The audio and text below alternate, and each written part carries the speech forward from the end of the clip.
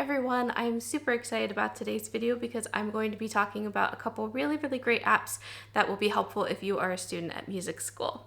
If you're new here, my name is Elizabeth and I run the blog lifefromtheviolasection.com where I share my favorite practice tips, general advice, and tech for musicians. So if you don't know much about me yet, I am a classical musician. I teach viola, violin, and piano lessons, but I went to music school, well, Conservatory, from 2015 to 2019, and then I did grad school for 2 years, but it wasn't quite normal because COVID happened, and so I did a whole year and almost a half online. But there are so many apps out there that are really helpful for students who are studying music, students in general, of course, but today I'm going to focus on mostly apps that are kind of music related or school related.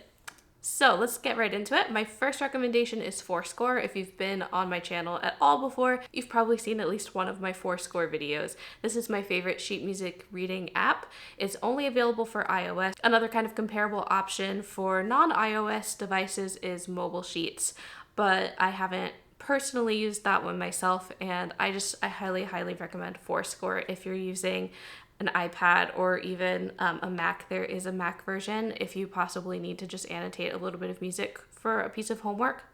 But whether you are planning to use an iPad to read sheet music off of, or if you just need to annotate music sometimes for your notes or for assignments, then I think Forscore is the best option. It's always smooth. The music takes up the full entire screen and it looks beautiful on the display. I find it very easy to annotate with the Apple Pencil. I haven't tried it with any other kind of stylus or pencil or pen at all, but the Apple Pencil works flawlessly with it. I think it's really the highest grade option for sheet music reading apps.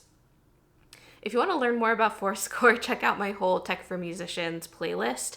Have so many videos all about Forscore that you can check out if you want to learn more, see if it might be a good option for you. My next recommendation is GoodNotes. I use GoodNotes all the time when I'm teaching, and if I had had this when I was in college and I had an iPad with an Apple Pencil that I could write with, then I definitely would have used this for all of my music theory notes, and it would have been so helpful. So GoodNotes is another iOS only option, unfortunately. Update GoodNotes is actually now available for Android, Windows, and the web. Super exciting. But it runs so well, and it's a great handwriting note-taking app. It's really just kind of like a notepad on your iPad, and you can divide everything into folders, into notebooks, or folders containing multiple notebooks, and it's just really nice. You have full control over what the page templates look like, and for me, almost all of my notebooks are exclusively made up of blank staff paper, and it's so nice that is even an option on there. I really love it. You can choose whether the notebook is portrait or a landscape, whatever suits your needs. You can even choose kind of a cover for the notebook, and it's fun to see all of the options, and I think you might be able to make your own too if you've got the time and you want to be really creative and personalize it, like with the name of the subject or with a color that you associate with the class, anything like that. You can make it really nice. But GoodNotes is also another kind of flawless writing experience, especially with the Apple Pencil. I highly recommend using an Apple Pencil with an iPad, and very soon I will go into apps that are not iOS only. I'm sorry for those of you who are watching with other brand tablets or other brand phones and things like that. We will get to more universal apps very soon, but GoodNotes is easy to work with. There are lots of different pen options. You can change the thickness and the color, how it writes. You can change how the eraser works. I really love the copy and paste feature, and you can kind of resize anything that you want. It's easy to insert photos too. It just, integrates right with your Photos app, or if you take a screenshot and you just copy it, you can paste it right in. That would be really helpful if you're annotating like a little line of music within your theory notes. Just pop it right in there and you can write all over it. It's really nice. I do love to use this while I'm teaching to, use it as a whiteboard to write out music theory examples and teach music theory like that. It's just a really great version of an app. It's especially helpful if you want to handwrite your notes but organize everything digitally. I think that's a really great marriage of those two kind of note-taking styles, handwriting but still digital and organized with any other kind of digital materials that you might have. Okay, now for some things that anyone can use on any device. The first one is Evernote, which is what I personally used when I was taking digital notes in college. So I used this from around 2015 to 2019, and I haven't really used it since, but I looked on the website online and it looks like most of the features are about the same or like a little upgraded. So I used this to type out my notes in college, and I did that for basically every class except for music theory, where I was always writing out musical examples and things that you can't really easily notate with just a keyboard. So I liked the organizational system in this because you have separate notebooks, but then you have separate kind of documents or note documents for, you can start a new note whenever you want within that notebook. And so I really liked that better than using like Google Docs or Word, where you have like one document for the entire class. I do wish I had kind of done something like that though, to make it a little bit more searchable and to keep it integrated with the rest of my organization system, because I have everything saved in Google Drive, and I use Google Docs often now that I'm graduated and I don't use Evernote anymore.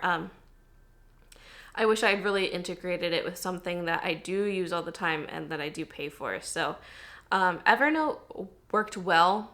I did have like a couple laggy experiences, but I feel like that was like a 2017 kind of thing. So hopefully they fixed that now. But it's really nice that you can insert pictures, you can scan PDFs, you can kind of clip web pages where you somewhat insert it into your notes. You can also create tables and do all those nice kind of things within it.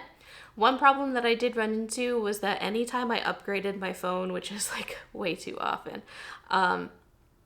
if I would log into Evernote, it would give me like one less device that I could ever log into. And so I was always kind of like on a time bomb there. Like someday I'm going to upgrade my phone one too many times and never be able to log into Evernote again. So it was a big hurdle because I didn't pay for it at all. I didn't have a paid subscription, and Evernote is a subscription and it's not a pay once and you have it forever kind of thing.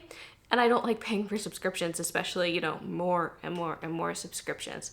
So I never paid for it, and it looks like the free version now allows you to be logged into two devices or log into two devices. And the thing is that I would log out of my old phone before I would log into the new one. And like I would have it logged in on my phone because if I was on the go and I wanted to check my notes or I needed to study, it was a great place to do it. I didn't have to bring my whole laptop with me. It was just nice and convenient. But I think it counted against me, and it was always really frustrating. But either way, Evernote is a nice option for typing.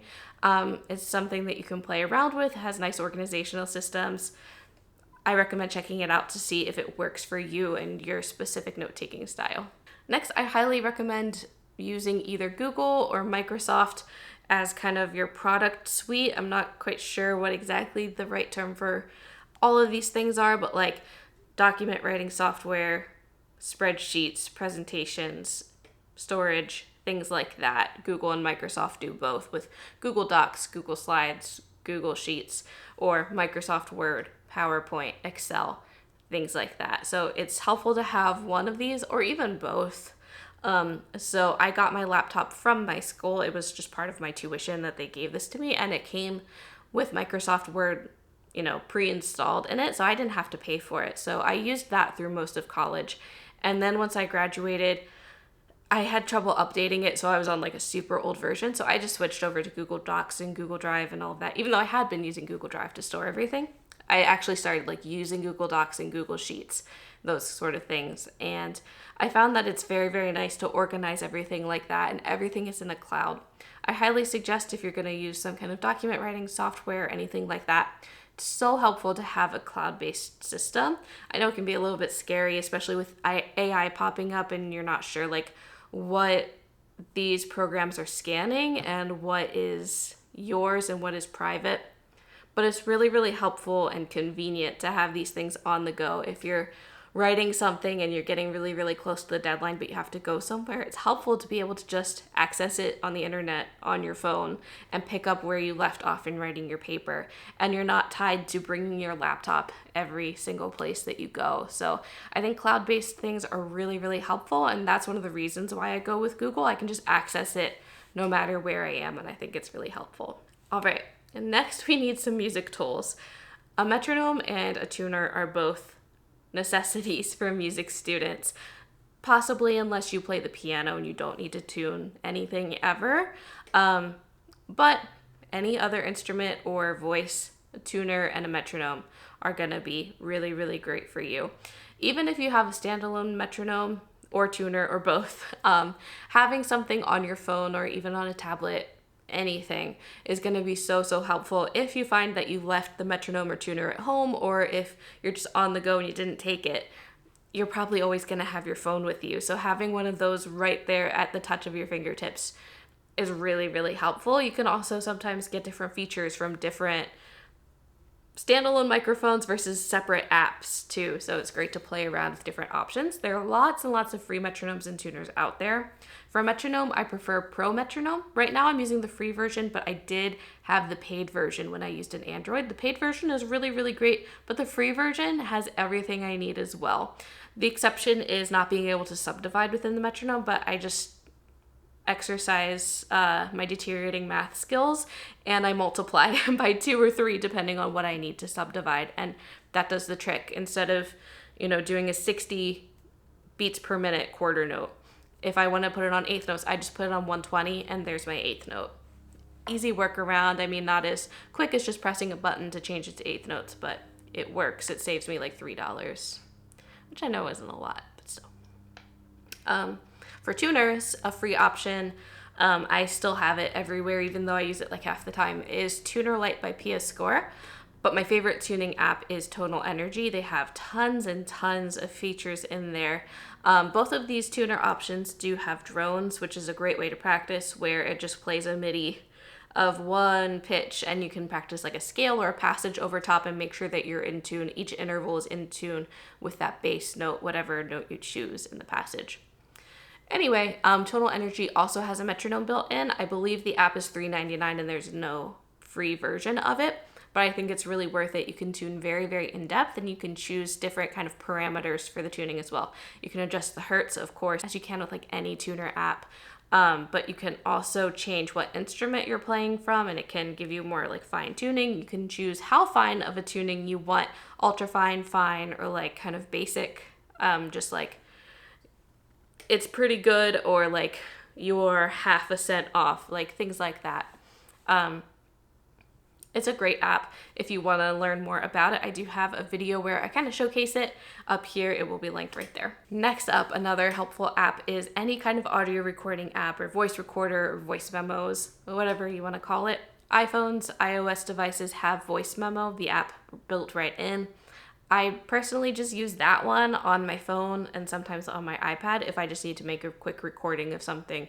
If I'm just checking in how something sounds, or if I were to be in a lesson and I wanted to record something just for my own memory, I would use that. Or just a quick recording to send off to someone so that they have an idea of what it sounds like, I might use that. For anything bigger, I use my higher quality mics or my camera, things like that. But on the go, just making a quick recording or checking your progress or analyzing your playing, this is a great thing to have. Or if you're in a master class and you want to, remember it forever, that's just a quick thing that you can do. These apps are usually pretty simple, but very easy to use. Just press the record button, leave it there, and press stop when you're done. Very simple. Of course, if you use a phone like that to record your instrument, you're not going to pick up the full range of dynamics. You're not going to get the full tone quality and all of that. But it's something, it's a little something, and it works for just very basic purposes. You can also just use your phone camera or a tablet camera or even a real camera for, to check your progress for the same reasons and everything. But an audio recording is going to take up way less space, which is just helpful over time if you make a lot of these recordings. Next, for practicing, I highly recommend Andante Practice Journal. This is kind of a practice log, practice streak, practice notes app, and I think that it's very helpful. My favorite thing about this app is that it gives you a practice streak. Just like a Snapchat streak, there's a fire emoji and everything. I know no one cares about Snapchat streaks anymore, but I lived through 2016, and so I have to talk about it. I think that it's a great way to motivate yourself to practice, seeing like, oh, I've practiced 6 days in a row. I've practiced 20 days in a row. I want to keep it up. That's so cool and exciting. Like, it's a nice way to motivate yourself. For some people, it can become unhealthy. So, just know what your tendencies are. If it starts to become unhealthy, delete it, like whatever. But you can log your practice time in this. You can write exactly what you were working on. You can type or handwrite out notes in this app about your practice session, about what you want to do in the future, anything that you want to write notes on. and it will also give you some statistics and analytics afterwards. You can see the days that you practiced, you can see your mood while you were practicing if you log that, and you can kind of see your tendencies and what works and what doesn't work for you. I would have loved to have played around with this app back in college when I was like in my practicing prime, practicing for hours most days and like really getting into the process and trying to understand it. This would have been really helpful for me. I only discovered it, or it was only really made when I was towards the end of grad school, when I was starting to make these videos.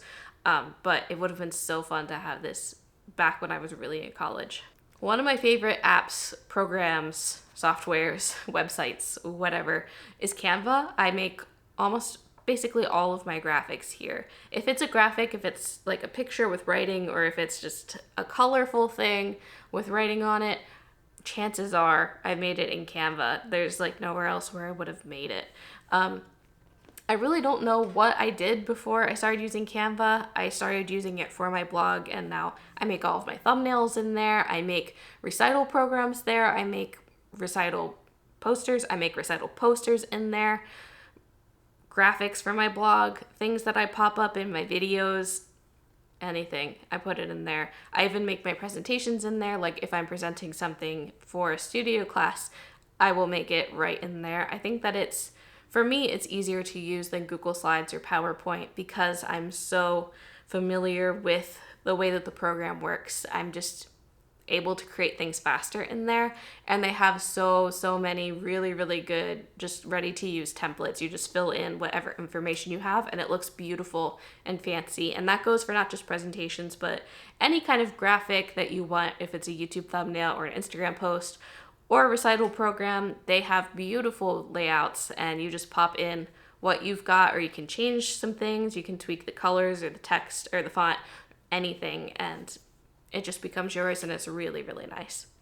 I think that it's helpful if you have to make some graphics, or if you're having a recital and like if your school doesn't have a template that you must use or anything, then it's a great place to make a program. If you want to make some recital posters and promo for yourself to hang up around the school, it's a great place to do it, or a presentation for a class can easily be done in there. Last, I of course want to recommend YouTube. I'm not sponsored by anyone in this video. I just really like all of these things, and I watch YouTube way more than I watch anything on any streaming service combined. It's just it's my video app of choice. So, of course, it's a great way to relax and unwind after a long day, but also you can find usually at least one recording of about any piece of music that you might ever want to listen to or study here on YouTube. And there's of course a wide variety of professional versus student recordings here on YouTube, but you can find practically anything that you want, and it's such an invaluable resource for music students and anyone just studying and enjoying music. It's so great, and it's totally free. You just go to the website and you use the search bar. That's it. You don't have to pay for anything. So highly recommend YouTube for your studying, and I'm sure you already know it because you're watching this video here. But those are a few of the most helpful apps that I have used as a music student, and that I hope you can also enjoy and get some productivity out of for yourself. If you have any other apps that you swear by as a music student, please leave it down below to help other people, and also so I can discover some more apps too. I always love playing around with new apps and different websites and programs and all of that. So thank you for watching today's video. If you liked it, please consider subscribing, and I will see you again in 2 weeks.